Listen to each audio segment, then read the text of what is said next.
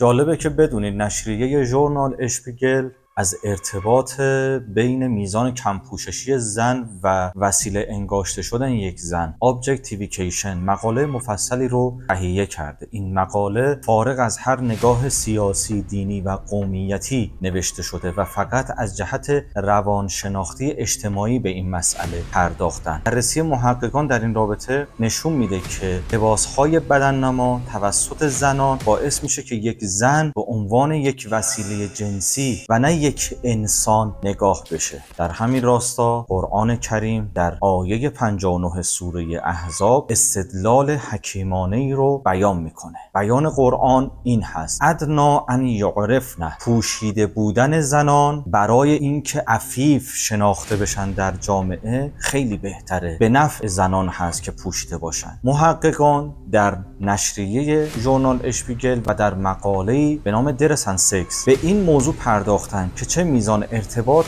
بین پوشش یک زن و وسیله انگاشته شدن او وجود داره. ارتباط این رو بررسی کردن. پروفسور شارن لنون از محققین برجسته و صاحب نام در حوزه رفتارهای لباس از دانشگاه ایندیانا هستش. در مقاله خودش همین موضوع objectification رو مورد بررسی قرار داده و در صدد ریشه یابی این مسئله هست که چه ارتباطی بین پوشش و شخصیت انسان وجود داره، فارغ از هر مسئله سیاسی، دینی و قومیتی این مسئله رو بررسی کرده. نتایج بررسی این مقاله مروری که ارجاع بیش از 82 مقاله معتبر تجربی در این حوزه داره، حاکی از اینه که پوشیدن لباسهای بدننما بادی لیوینگ به هر مقدار که بیشتر باشه از زن به عنوان یک وسیله جنسی و نه یک انسان در ذهن مخاطب تداعی میکنه و البته در آمار تجاوزات بسیار مؤثر هستش. در پایان این مقاله به این نکته هم اشاره میکنه که برای داشتن یک زندگی سالم باید پوشش متناسب با شخصیت یک انسان، چه زن چه مرد، انتخاب بشه. نکته‌ای که اسلام همیشه به اون تأکید داشت. موفق باشید.